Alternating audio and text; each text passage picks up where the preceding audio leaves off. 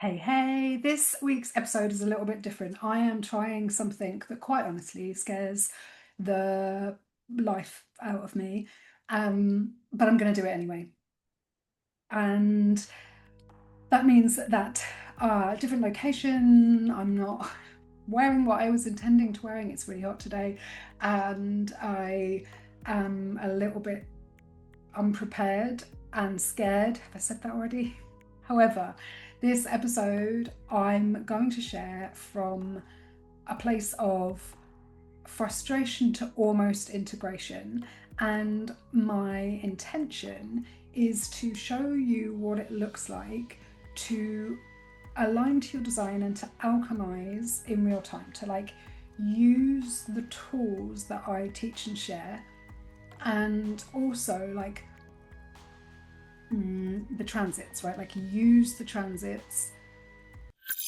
Welcome to Becoming Full of Yourself, the show where fulfillment is not a finish line, it's a way of being. I'm Ebony Allard, master coach, energy specialist, soul contract guide, here to help you remember who you were before the world told you who to be. In each episode, we explore what it means to lead from the inside out, embody your truth, and become so full of yourself that you overflow.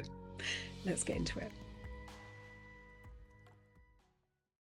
So stick around if you have ever had a failed launch or campaign, if you are a money-gen and sometimes feel like you're flaky and you haven't got one more pivot in you, or a 5-2 and sometimes feel like you can't see yourself, or if you're emotional authority and you want to know what it looks like to align to that, like use your emotional authority, or if you just want to hear me talk through how what's in the way is the way and what it looks like to face your shadows head on from a place of compassion and to really understand, or at least attempt to align with and honor your soul contract, and why your soul contract is the most important thing, not success or not satisfaction or not external validation, or why somebody else's strategy is just not going to work for you. And no matter how much human design, gene keys, embodiment, shadow work you have done, strategy and authority are still the most important things. So I have been launching Embody Your Design and also Kismet Flicks for the last, we've been through a process of, we did the initiation. That would have been the 4th time we did the initiation live. And again, for maybe 3 years, I have been attempting to align with my design more, find a business model and a shift that matches where we're headed, suits me, honors my what I'm really here to teach and share, my gifts, allows me to be more and do less, and model and facilitate rather than preach or teach, and embody and kind of demonstrate what it looks like to have offers that are really aligned for you and balance what I need to feel interested, excited, and enriched by my business, and present in it and like an artist in it rather than just an entrepreneur or a business owner, and a whole bunch of other things. So this launch did not go well. If you are measuring by standard, did people buy the thing that you were selling? No, no one bought the thing that we were selling. Do I feel good about that? Yes and no. Yeah, and I kind of feel like this is awful because it's not polished at all, and because I haven't really thought about it before I started, other than I know I need to share this from this place before my pride gets in the way and before I fully got it together. Now, we have just been through gate 53, which is the shadow of immaturity, the gift of expansion, and the city of superabundance. And it's also my Mercury. And in the gene keys, that's my relating sphere. And in the, if we look at Mercury, it's really about how we think, create, what we're thinking about, and how we exchange information, right? So it's whether you call it part of your brand voice, whether you however you think about it in terms of business and in terms of relating, it's a really, really important part of the work that I do, right? So, and my relationships as well. And something that I've been really focused on when I started the Star Pearl last year, what really came up for me was, yeah, looking at relationships and feeling more fulfilled in them. And so this time of year is all, and it leads up to my birthday because Mercury is only ever going to be one or two signs in front or behind your sun. My sun is Leo, it's 0 degrees of Leo, so it's that cusp of oscillation, the cusp between Cancer and Leo, very Leo, 0 degrees of. My Mercury is a huge part of who I am, and my Mercury is in Cancer, and it's meant that I've always been quite emotional when I talk and when I think. It means that I think that I'm being really direct sometimes and stuff is coming out the side.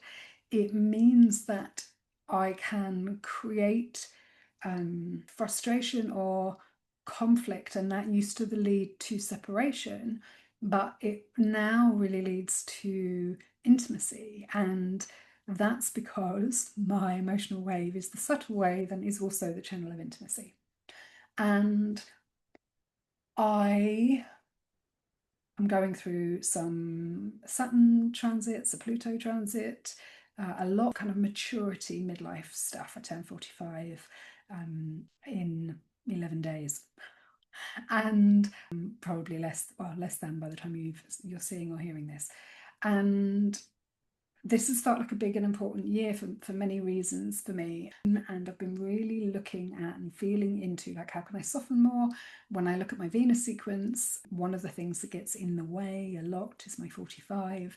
And I've been really working with, okay, how do I move out of dominion into communion, into synergy? And I've been working through that in all sorts of different ways, really looking at, okay, I don't want to be this leader on a pedestal. This is also like a 5-2 thing. I don't want to be seen in a particular way. I want to be part of something.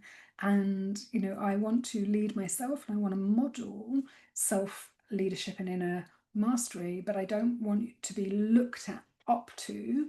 And I don't want to be telling people what to do. I don't want to just be giving them tangible solutions to things anymore. I want to be helping them to find their own tangible solutions. And that's been an ongoing thing. I've also been kind of deepening into the challenge pathway between 56 and 60 and being like, okay, how do I use limitation and acceptance to really ground me so that I can tell more stories? And that's been really clear. It's been a shift in how I operate my business. It's been a shift in what the containers are, what the journey is. There's been so many mindset shifts about, I want to give people choice. I want it to be a choose your own adventure versus I want to make it simple, more simple for them, more simple for me, but I don't want to lose any depth. And that has been a really frustrating thing for me. And I don't want to have just one product. I don't want to have just one service I'm managing. I want to be able to incorporate all these different parts of me.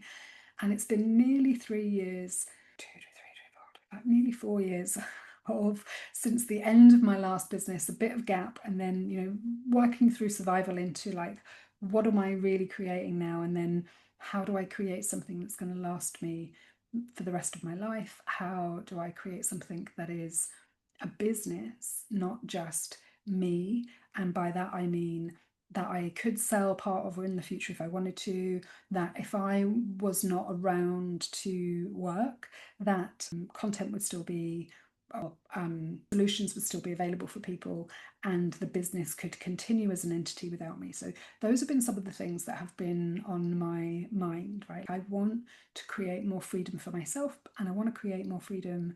I want you to be able to create more freedom. I want to be teaching you how to create more freedom, both internally and externally. My thing has always been to create a life that feels as good on the inside as it perhaps looks on the outside, and that is a 360-degree life that is physically, intellectually, emotionally, and spiritually fulfilling.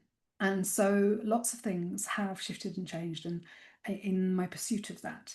And yet it still felt too complicated over and over again. It still felt too complicated. I've tried to create choice and pathways. I've tried to keep it simple, and I haven't wanted to get rid of anything. And this last launch, when no one bought Embody Your Design, which everybody loves, and everybody who's come into it, we had 18 people doing the last round. I really, really loved it. And then this time, and I had a massive waiting list for Kismetflix, and nobody signed up. And so rather than getting into frustration, and rather than getting into, I mean, I was frustrated, but not about, oh, I need to change the offer, or not about this means I failed or anything like that. It's been much more, I love these offers unconditionally. I know that I want to be teaching and sharing and holding space for them going forward. The frustration has been like, how do all these parts work together? The frustration has been in my own communication with the world, with my team, balancing all of these different parts and recognizing and realizing just how present I want to be, and which parts I need to be really present in and which bits can be automated, looking at the way AI is in our business, what is our policy on that, and creating standard operating systems and procedures throughout the business so that I'm not making things up. I have always been someone who's loved to offer discounts and be really generous, but that doesn't work as a business because I lose out over and over again. And so I wanted to find a business model that could be and repeatable and the same for everybody in terms of pricing, but then also still offer a discount for loyalty, for staying. And part of that is to honour my need and my desire and my belief, and my vocation in commitment and in devotion, right?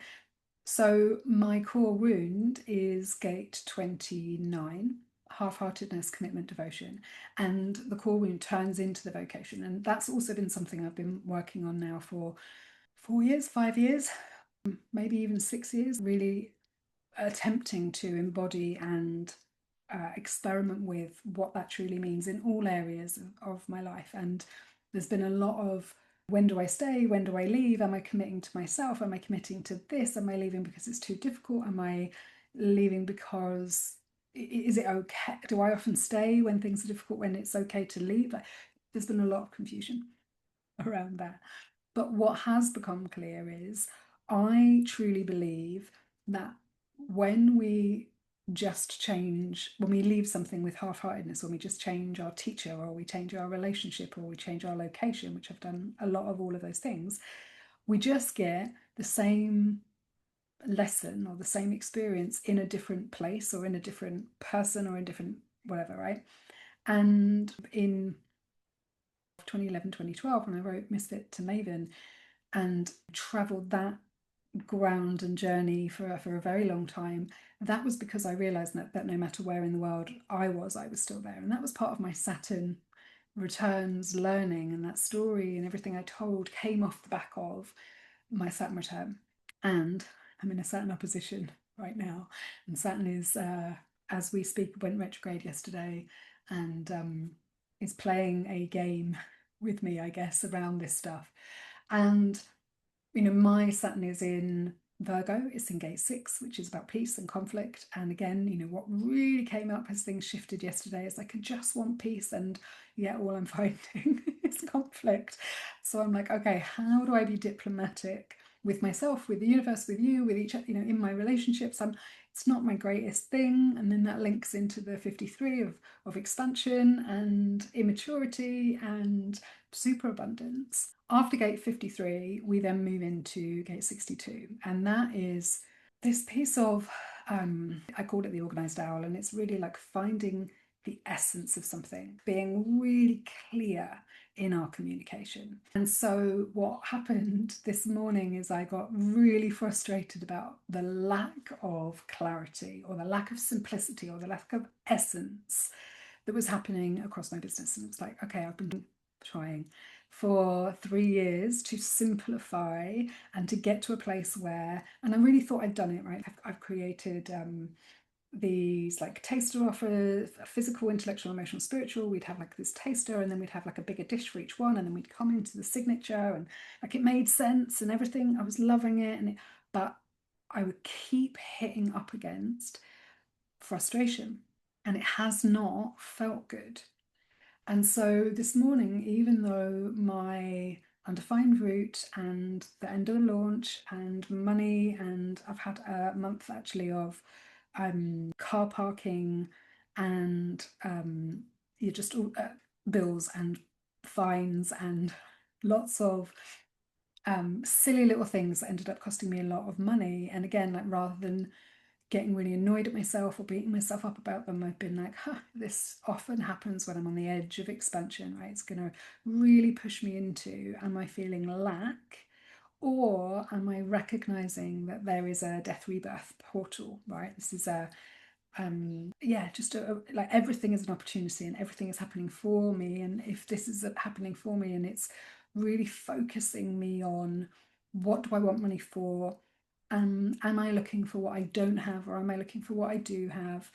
All of those things, which is a whole other story. But I've been really like living my value filter. Notice I just ran 45 soft live, being out in nature every day, really honoring myself first, choosing my yeses, really committing to aligning with my design and honoring my soul contract, and like looking at my karma, looking at my dharma, my genius, my uniqueness, all of those pieces. And so this morning, when I really felt like I needed to hit the ground running and be productive, no, that's not what your soul contract is about. My pearl is gate 40. It's not about exhaustion, it's about resolve. Right? And I resolved at the beginning of this year to embody that, to embody resolve over exhaustion. And so rather than going to my desk and like knuckling down so that I felt busy, I went for a swim. And out in the ocean, I had this realization that it, and I've been kind of fighting this for a little while, that it's still too complicated, that I can be right or I can be happy. I should add into this, I have been for a little while knowing, getting this kind of sense within myself that I need to look at gate 26 in more depth. Now I have gate 26, it's my Neptune, and my Neptune's on my ascendant, and my ascendant is also gate 26. And I haven't been, I've had this nudge for quite some time of like, I need to really look at, as I enter midlife, as I can feel this kind of nodal shift happening in my life, I really need to look at also my rising sign, and like, what is rising in me and where am I on that journey? And I've also, had a lot of resistance to gate 26, but I made the decision a few weeks ago that I would go all in on this, that I really needed to explore, that I wanted to explore. 26 and 45 together, they have a relationship.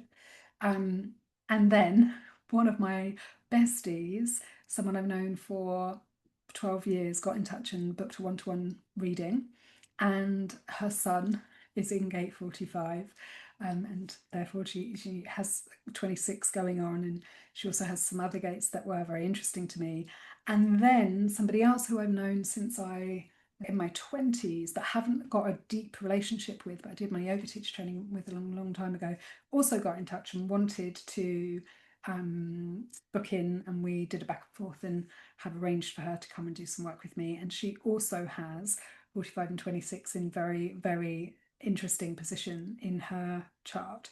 And actually, both these two people are both 4/6s, and they have the same incarnation cross, born at different times, and they've got other different things going on. Really, really interesting to me, just to see how much the universe is providing for me, right? So we didn't sell the course I was launching, but I have had a lot of really beautiful conversations with people, and other things have sold, and other life is always providing for me. I'm always okay. And so this morning, again, instead of taking time out, sorry, instead of forcing myself to be productive, that would make me feel like I was making progress, but I know is a distraction and isn't the real thing, I went and took myself to breakfast or to coffee, and sat and listened to Richard Rudd's audio on 26. And then I went for a swim. And the audio on 26 made me cry because I've inadvertently done so much healing around some of the things that I was told that I was as a child, some of the conditioning that I've picked up around 26, and some of the ancestry that I have inherited as the descendant of European Jews and people who had nothing, and the way that personal development industry, and I hate calling it that because for me it isn't an industry, it's a vocation. It's a, I am this work. I'm not a coach. I'm a priestess or pussycat mermaid, right? I come from a long lineage of Mers or Marys, and yeah, anyway, just I don't want to go down that thing right now. So I started listening to 26, and as a child, I was often told that I would cut my nose to spite my face, that I was stubborn and prideful, right? And so I've worked really hard on not being. I was also told I was manipulative because I cry when I talk sometimes, and that I was using my tears, they were crocodile tears. And for me, this like journey of like, actually, that's not true. That's part of my 53. And it's not, that doesn't mean that I haven't learned to use emotion as a manipulation tool, but I've also really learned not to.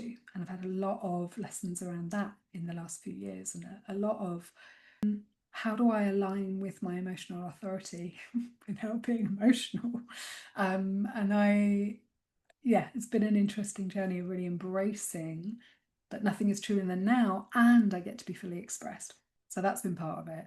And really looking at where I come from lack, where 26 comes from lack, and this old belief that I had that if I have nothing, I have nothing to lose. And that's been very true in my life. When I have, and I also have 56, 60, and so there's this thing of acceptance of I create magic out of nothing. Limitation is the best way for me to be creative. Similarly, I'm really resourceful when I don't have money, and yet. And so all of this came together this morning in this way that I've started to recognize in my own body, where I'm like, okay, I'm having a kind of an existential crisis, or what's actually happening is there's wisdom moving through me. There's emotional pieces that are ready to be alchemized.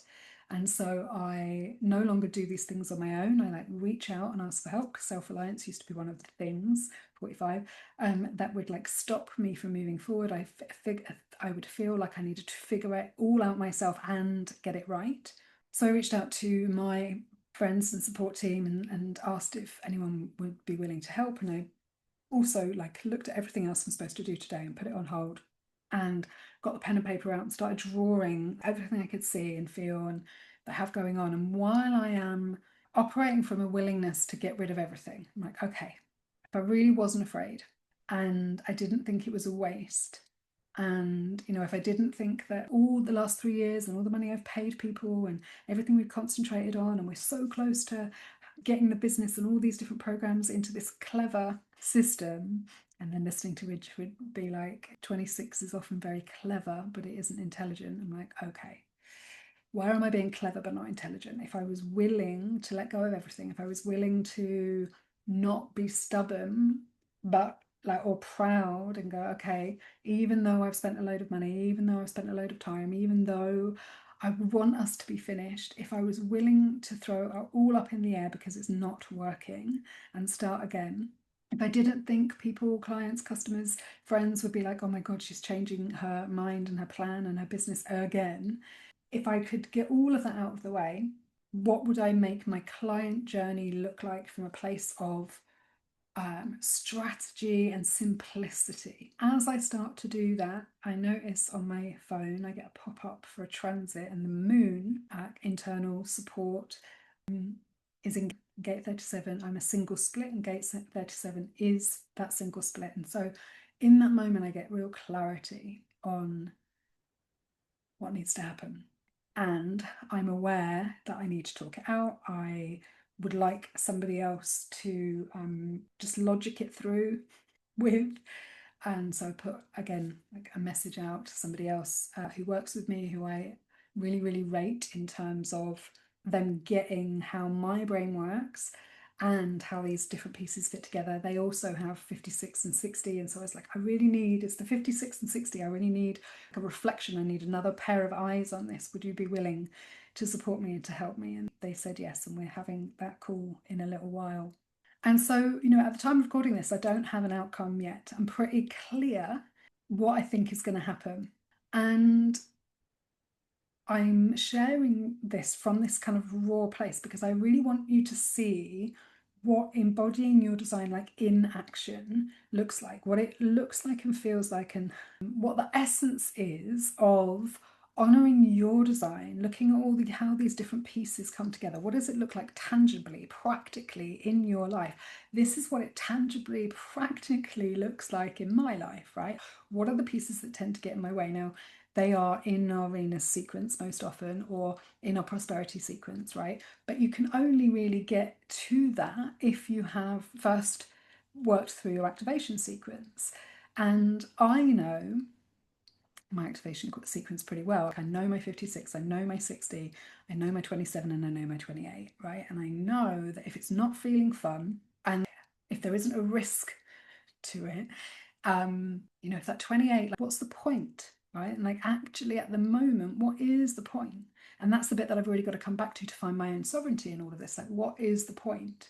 And the point is softening for me, being more and doing less, providing something that gives you totality, that demonstrates my totality. That is what I want to find. I want to use my experience, my mastery, everything I have lived through, and none of it is a waste if there is a piece that makes it make sense.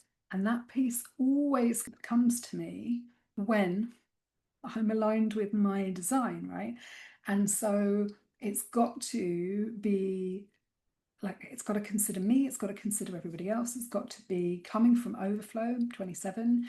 It's got to be grounded into some containment or some system or some limitation or some acceptance of like what I can do and what I can't do, or what I do want to do or what I don't want to do, or who I'm becoming, who I'm mutating into at this time, and the stories that I'm telling myself, and the essence of those stories. And what has really struck me at the moment is that a lot of these stories are the same as they've always been, but what I'm making them mean is different.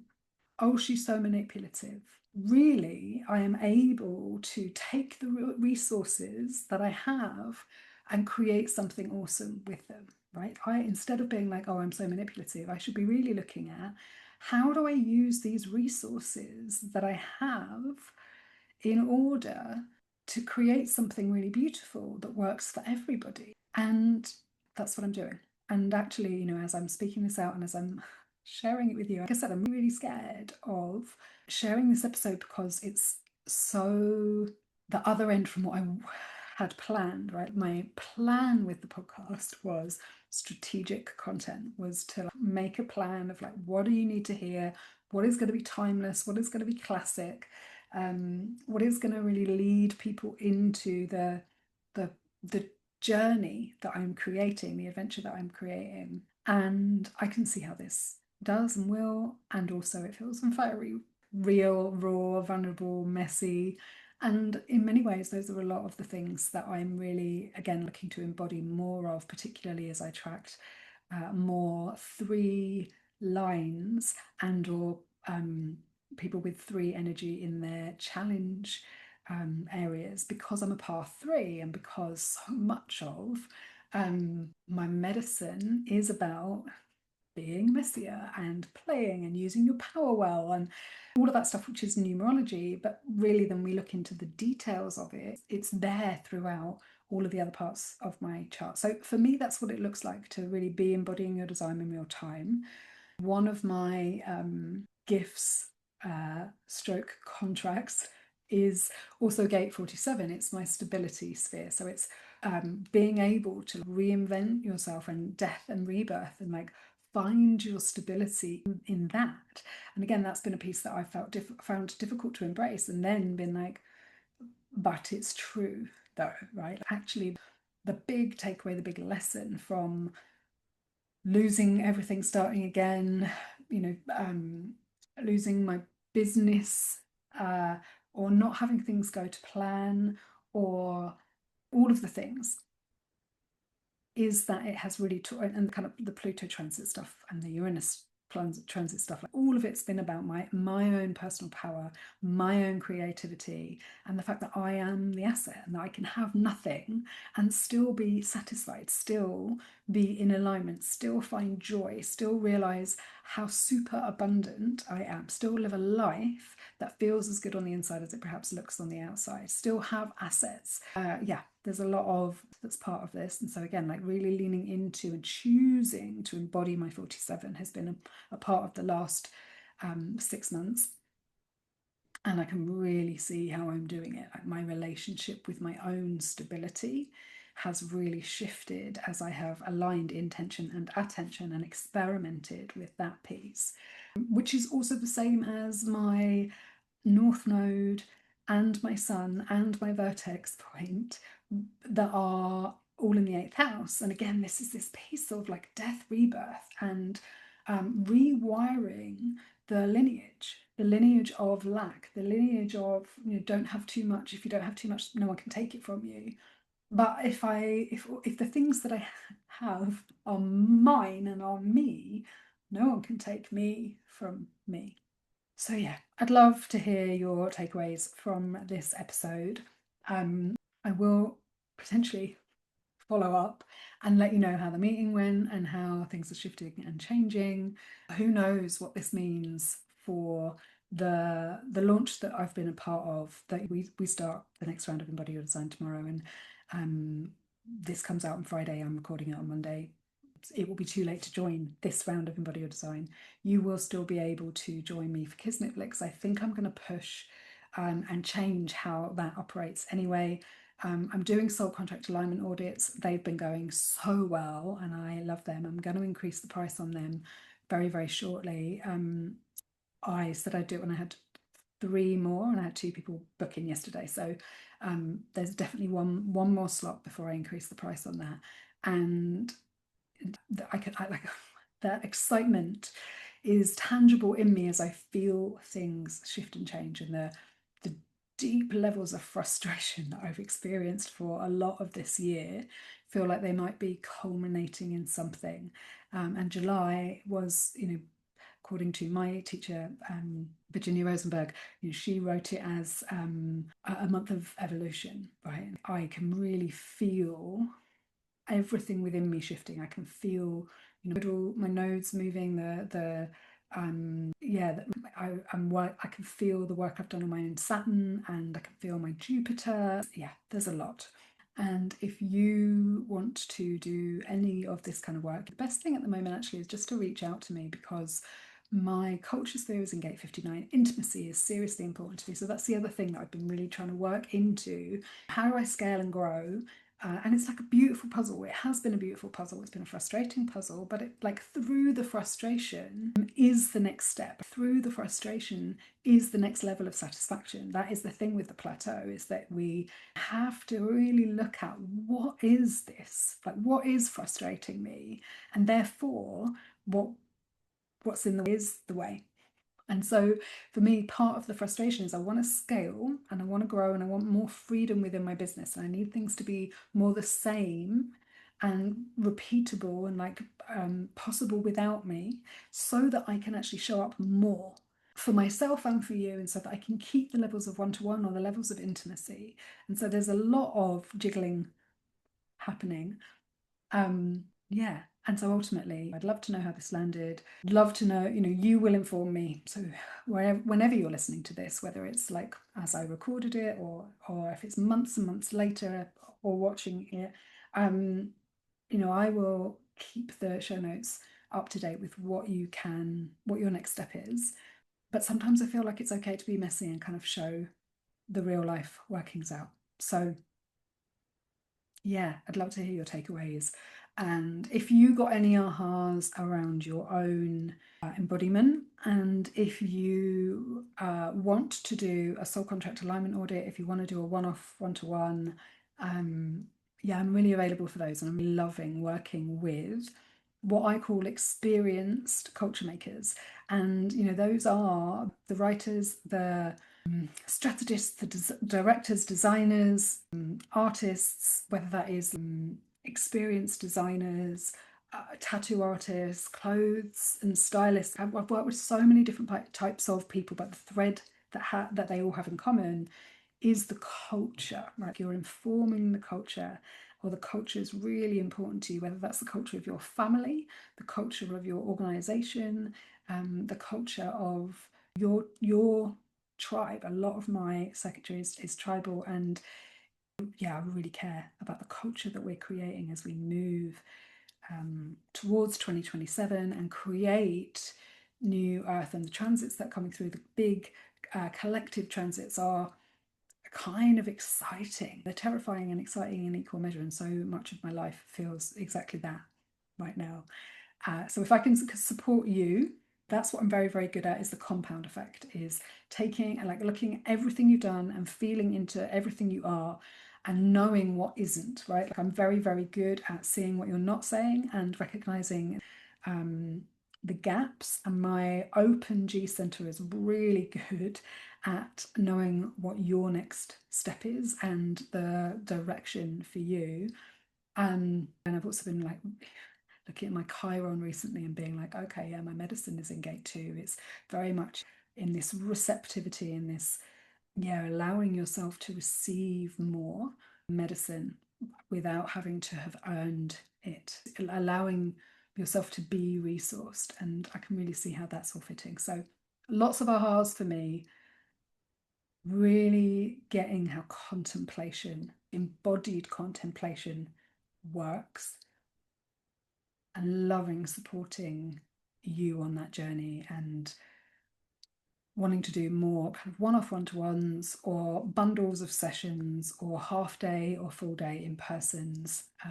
So yeah, if you want to know your next step, reach out, let's have a conversation. And if you feel like sharing what this made you think about or brought up for you, I would love that.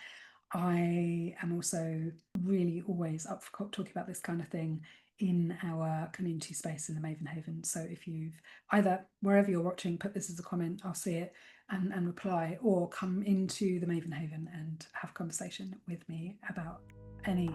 Yeah, I'm gonna wrap it up there. Thank you. Thank you for tuning in to Becoming Full of Yourself. If you found a resonance here, subscribe, share it with someone who's ready to reclaim their fullness, and leave a review to help others find this work. For more resources, rituals, real talk on living a fully fulfilled life, head to ebonyallard.com. Until next time, be bold, be brave, be full of yourself.